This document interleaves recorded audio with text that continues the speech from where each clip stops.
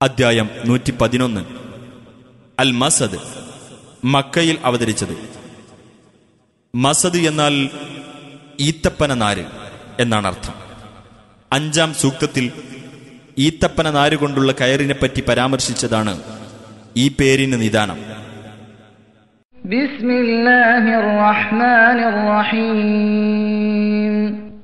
തബ്ബത് യദാ അബീ ലഹബിൻ വതബ്. അബൂലഹബിന്റെ ഇരു കൈകളും നശിച്ചിരിക്കുന്നു, അവൻ നാശമടയുകയും ചെയ്തിരിക്കുന്നു.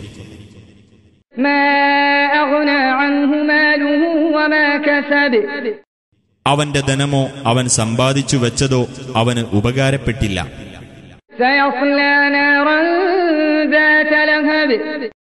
തീജ്വാലകളുള്ള നരകാഗ്നിയിൽ അവൻ പ്രവേശിക്കുന്നതാണ്.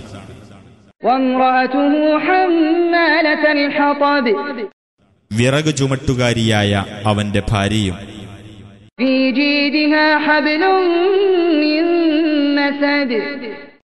അവളുടെ കഴുത്തിൽ ഈന്തപ്പന നാരുകൊണ്ടുള്ള ഒരു കയറുണ്ടായിരിക്കും.